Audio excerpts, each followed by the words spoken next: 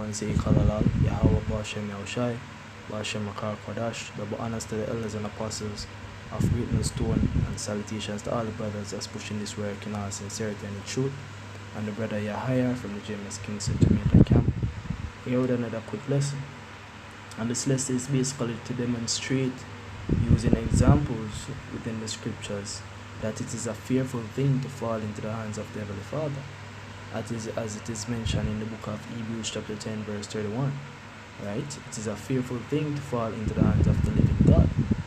See? But call to remembrance the former days in which after you were illuminated, ye endured a great fight of affliction. So it's a very fearful thing to fall into the hands of the Heavenly Father. When you examine the scriptures, you realize that individuals that were not in line with the ordinances of the Heavenly Father, they were punished. Look at Achor, that took the Babylonianish garment, right? He was stoned, right? And there are many other examples, right? We're going to jump to the book of Psalms 76, right? Verse 8. It says, 76 verse 7, say, Thou, even thou art to be feared, and who may stand in thy sight when once thou art angry. Right? So the Heavenly Father is to be feared, man, and no one is able to endure his presence when he's hungry. Right? Jump into the book of Matthew chapter 10 verse 28. It says, and fear not them which shall kill the body, but are not able to kill the soul, but rather fear him which is able to destroy both soul and body in hellfire. Meaning that the Heavenly Father is the one who is able to give you perpetual torment. This is how great he is. And when you examine the scriptures, most of the individuals that got punished, they got punished due to a lack of fear, due to great pride and disobedience, and don't have much discipline. Right? These are the individuals who are ordained to basically be put through a harsh level of punishment. Right? When you look at the book of Proverbs chapter 16 verse 18, it says, pride goeth before destruction, and hard spirit before a fall. Right? Even Proverbs 11 verse 2, it says, when pride cometh, then cometh shame, but with the lowly is wisdom. Right? The integrity of the upright shall guide them, but the perverseness of transgressors shall destroy them. Right? So once you have a perverse spirit, right, it is going to destroy you. It is going to cause you to basically go astray from the path of the Heavenly Father, not having that spiritual understanding of having fear. See, Scripture says fear of the Lord is the beginning of wisdom. Without the fear of the Lord, you don't have that wisdom to guide you, to realize that, look here, if you step in fire, you're going to get burned. Right? And disobeying the Heavenly Father is similar to stepping in fire. It's similar to stepping on glass. It's similar to jumping off in the roughest section of the sea. Right? Basically, it's a dangerous thing to do when you go against the will of the Heavenly Father. Well, you can't really go against his will, but it's dangerous when you try to go opposite towards the Heavenly Father, man. Right? When you read the book of Jeremiah chapter 36, let's get that. Right? Jeremiah chapter 36. It tells you what happened. It tells you that, let's read. It says, and it came to pass in the 4th year of Joachim, the son of Joshua, king of Judah, that this word came unto Jeremiah from the Lord, saying, take thee a roll of a book, and write therein all the words that I have spoken unto thee against Israel, and against Judah, and against all the nations from the day I spake unto thee, for the days of Josiah, even unto this day. So the Heavenly Father commissioned a mighty work unto Jeremiah. Right? So you take the book and write such things from the past even up unto the present. Right? It may be that the house of Judah will hear all the evil which I propose to do unto them, that they may return evil every man from his evil way, that I may forgive their iniquity and their sin. So this writing was to basically be taken as a warning for what is to come, right? If they did not change from their evil way, if they did not return and seek the Lord 10 times more, right? This was to serve as a warning. But as you know, Israel stiff-necked and stubborn in heart, say they never heed to the warning, right? They never really take heed and they never change their ways, right? And Joachim was an evil king. Joachim was basically the son of Josiah. He reigned after Jehoahaz, right? Which was also an evil king. And this was in the period where Habakkuk, Zephaniah, Jeremiah, Ezekiel, all of these prophets were on the scene, right? So when you research the prophets, the prophets and the prophecies that they pertain in those days, you realize that nothing good came forth in result of what was happening in the time, because it was an evil time governed by an evil king. Therefore, the result of it was basically the condemnation of that kingdom, which was the kingdom of Judah, right? So when you go down to in the same chapter, you go down and we're gonna start at verse 27. Said, then the word of the Lord came to Jeremiah after that the king had burned the roll and the words which Baruch wrote at the mouth of Jeremiah, saying, take thee again another roll, and write in it all the former words that were in the first roll, which Joachim the king of Judah had burned. So Joachim basically received the first roll that was written by Jeremiah and Baruch, and he burnt it, just symbolizing what? He don't want to fear nothing from the Heavenly Father. He don't want to fear the righteous words. He don't want to fear what's about to come. So the Most High say, alright, we have to take a check. We have to write another roll. And hear what that roll you have to say. And thou shalt say to Joachim, king of Judah, thus saith the Lord, thou hast burned this roll, saying, why hast thou written therein, saying, the king of Babylon shall certainly come and destroy this land, and shall cause to cease from thence man and beast? Say my bad up, say my bad man. Him feel like him can take check of the Heavenly Father. Right? Him feel like say, yo, the Heavenly Father enough right where him right. Because the Heavenly Father right, say, yo, Babylon are gonna come. Zine, the king of Babylon gonna come and him gonna destroy man and beast. Zine. So, yo, Joachim never want to hear that. Him burn it. Instead them seek forgiveness and mercy from the Heavenly Father, him take a stance that is of a mighty mind, a proudful mind, right? So him gonna burn the roll, him gonna burn the words of the Heavenly Father. So here we go on. Verse 30 said, therefore thus said the Lord of Joachim, king of Judah, right? He shall have none to sit upon the throne of David, and his dead body shall be cast out in the day to the heat, and in the night to the frost.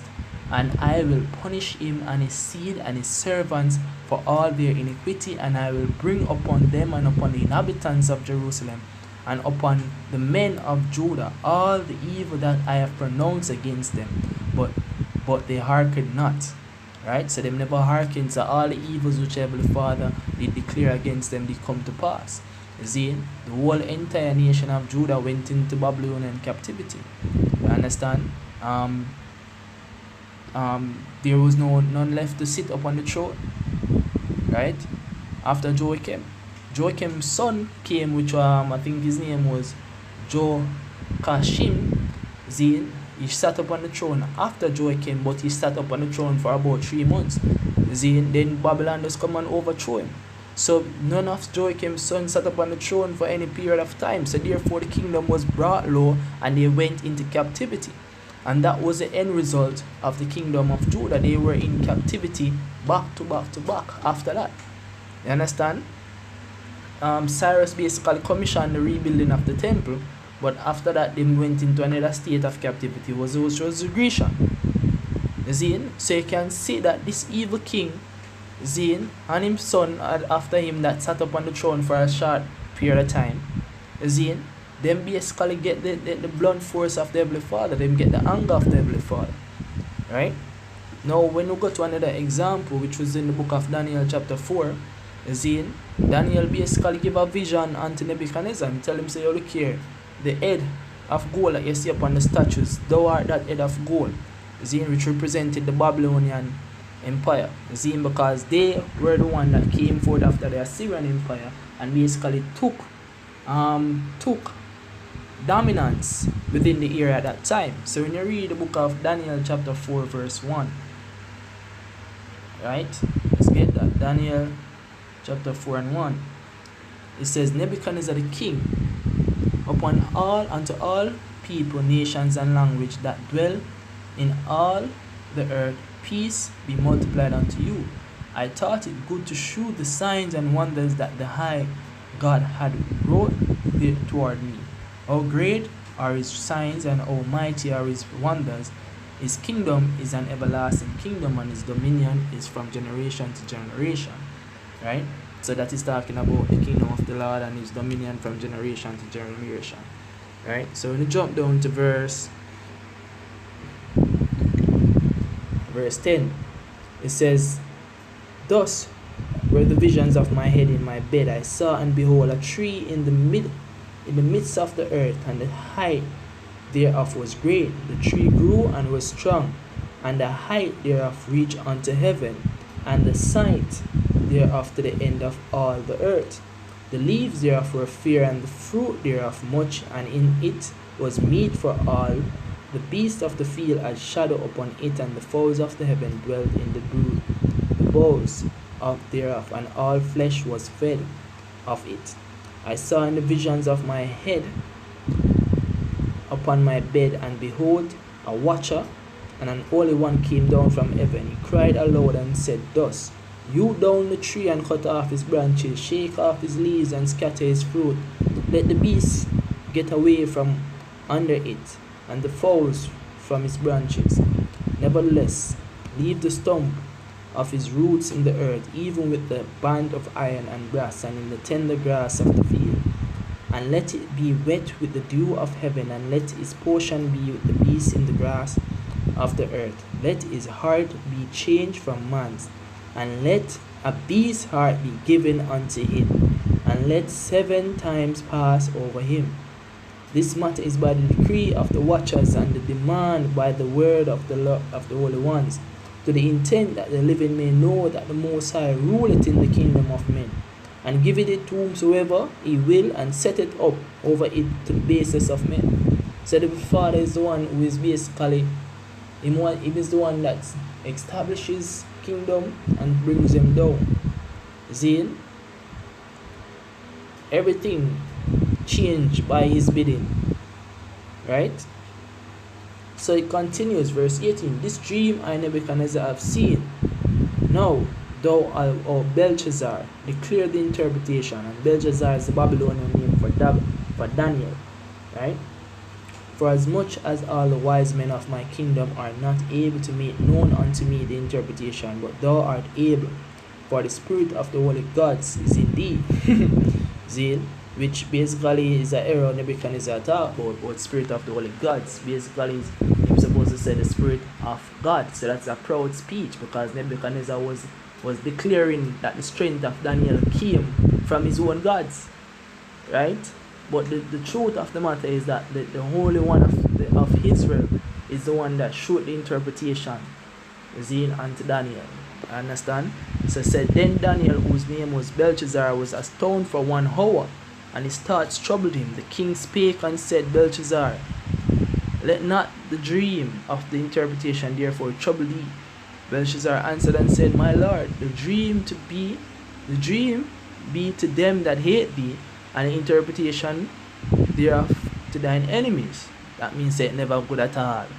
right? The tree that thou sawest, which grew and was strong, whose height reacheth unto heaven, and the sight thereof to all the earth, whose leaves were fair, and the fruit thereof much, and in it was meat for all, under which the beasts of the field dwell, and upon whose branches the fowls of the heaven are at their habitation. It is thou, O King, that art grown and become strong. For thy greatness is grown and reached unto heaven, and the dominion to the end of the earth. And whereas the king saw a watcher and an holy one coming down from heaven, and saying, hew the tree down and destroy it, let leave and stop the stump of the roots thereof in the earth, even with the band of iron and brass in the tender grass of the field, and let it be wet with the dew of heaven, and let his portion be with the beasts of the field, till 7 times pass over him. This is the interpretation, O king, and this is the decree of the Most High, which is come upon my lord the king, right? That they shall drive thee from men, and thine dwelling shall be with the beasts of the field, literally, right? Nebuchadnezzar is going to dwell with the beasts of the field, and they shall make thee to eat grass as oxen, and they shall wet thee with the dew of heaven, and 7 times shall pass over thee, till thou know that the Most High ruleth in the kingdom of men, and give it to whosoever he will. And whereas thou commanded to leave the stump of the tree roots, thy kingdom shall be sure unto thee. After that thou shalt have known that the heavens do rule. Why? Because Nebuchadnezzar did not lose his kingdom. Basically, his throne was passed down onto his son, right?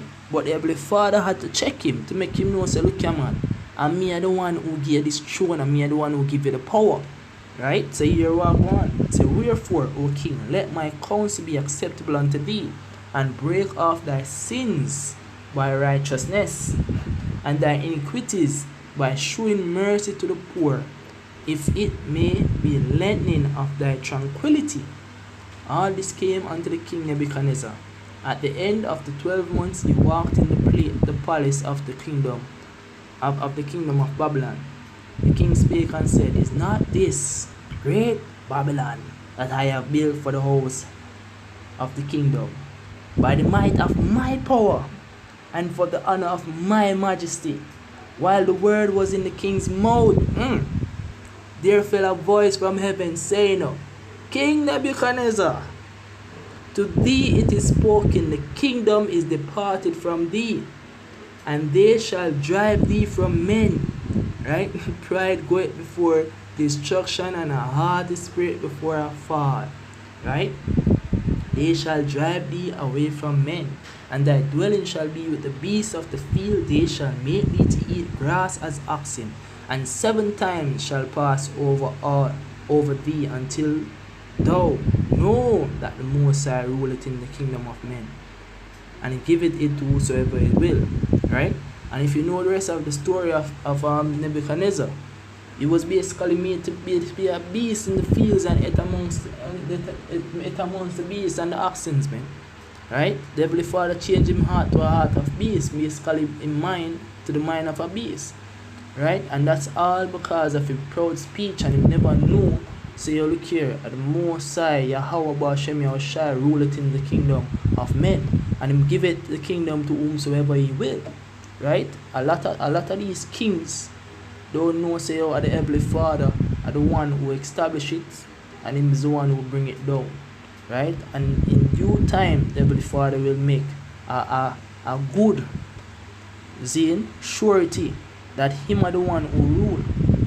Right? And all of these kings right now, with the princes, the government, and the prime ministers on the earth right now, who don't know that and who not giving the Heavenly Father praise, the same thing that happened in the scriptures is going to happen unto them in various different ways, but they are going to be punished. They might not become beasts, but they might be eaten by a beast.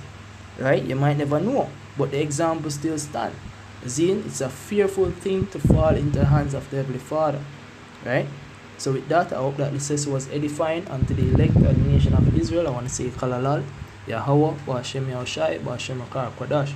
Double honors to the elders and apostles of Great Stone, and salutations to all the brothers pushing this work in all sincerity and in truth. Shalom.